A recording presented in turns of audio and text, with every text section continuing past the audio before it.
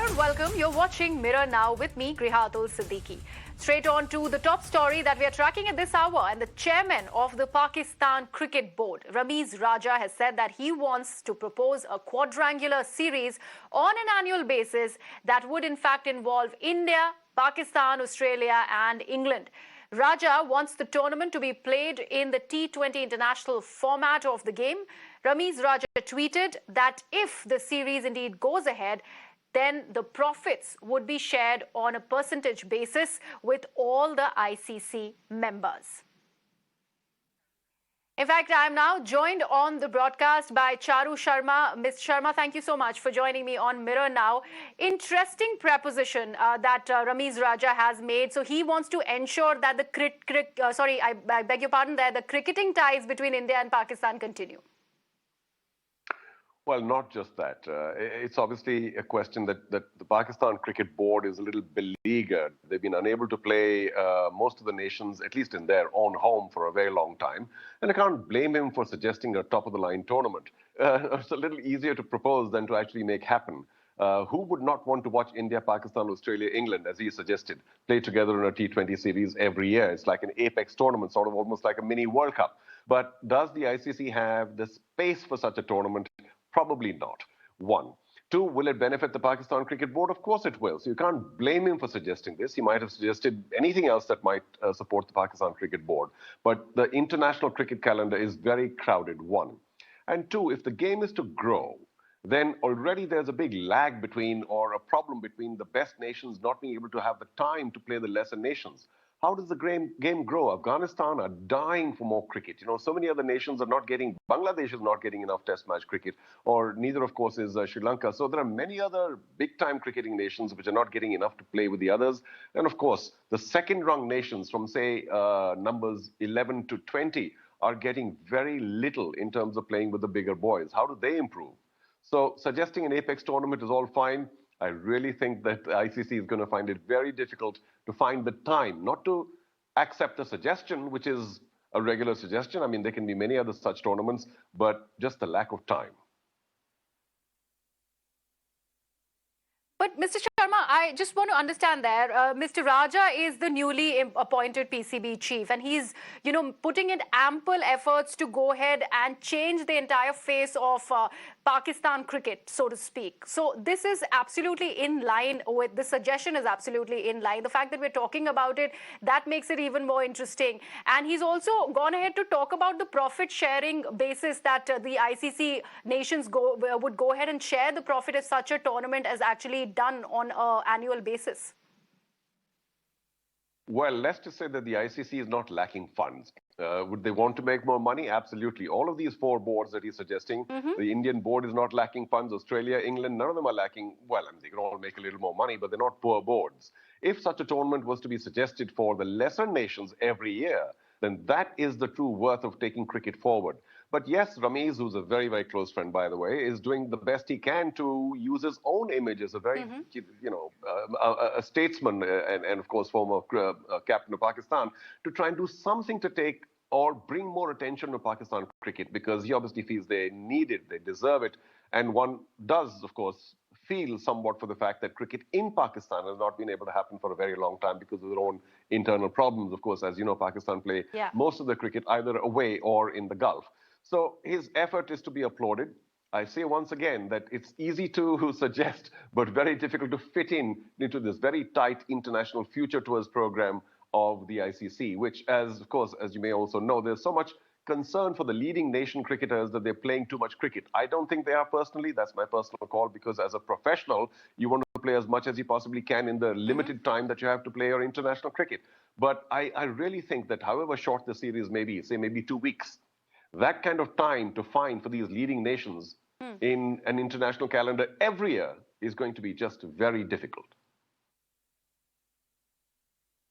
What about the fans, Mr. Sharma? The fact that, the fans have gotten all excited, and whenever it's a India and Pakistan match, the excitement is only palpable. We do know what really happens when India play against Pakistan. So this suggestion, which he has made on his own Twitter handle, are getting ample reactions from fans across the continent. Well, I'm glad it's getting reactions as it should. Maybe I should have suggested it, saying, why can't India and Pakistan play every third day? But it's yeah, commercially a very sound idea. I think the fans, as you asked, would lap it up. They'd love Hmm. it. I think they'll watch it in very great numbers because when we talk about the top nations playing regularly, whether it's at the World Cup or some other kind of major apex tournament, obviously it'll draw a lot of attention. It might get a fair amount of, should get a fair amount of revenue from television companies, etc. And people around the world will watch it because it's not just India, Pakistan, which may be of more subcontinental interest. But if you throw Australia and England in, then you're talking about the four best cricketing nations in the world, with due apologies to New Zealand and a couple of others. So yes, it has the potential, or it'll certainly be a big hit without question. It's just a question of trying to make it happen because the ICC is under a lot of fire to provide more cricket for all the other nations to Right. make the game grow rather than just make it a four nation centric kind of or a limited nation centric sport. They desperately need to do more to make it a wider sport accepted in more nations and provide support there rather than pay even more attention to the top four nations. Pakistan, yes, could use much more cricket, especially at home. If the series is to be held at home, but it'll be a big hit for the fans. It's just, I think I've repeated enough times that it's going to be very difficult for the ICC to actually accept the Yeah. scheduling of such an event every year. It can happen once in a while, I hope.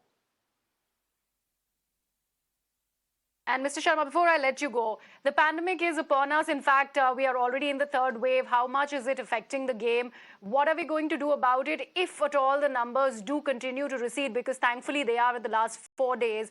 Do you see more and more matches being played? And also the whole talk about the IPLs being shifted, whether they will be or not, is also in the question here. Well, yeah, that's a big problem now. And, I can't have, there's no short answer for this, except that one thing I will say is that obviously I'm not a medical expert. I don't know where this pandemic is going. And obviously we're not being released from the clutches of this globally destructive wave of this COVID-19 thing.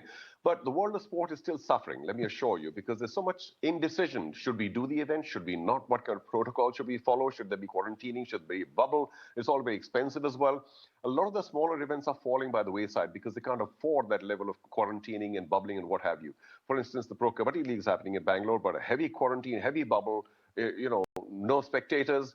Let's talk about the IPL. Once again, the the IPL committee is now sort of suddenly wobbling a bit because this is not going away, not easily. And sports, frankly, is a soft target because a lot of people still say, well, why have it if there's a problem? Why must you have it?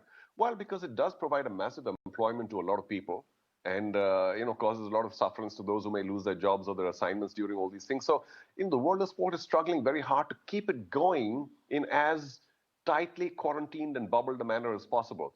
But you can't be too safe because somebody or the other, unfortunately, in just about every sporting event, is catching COVID.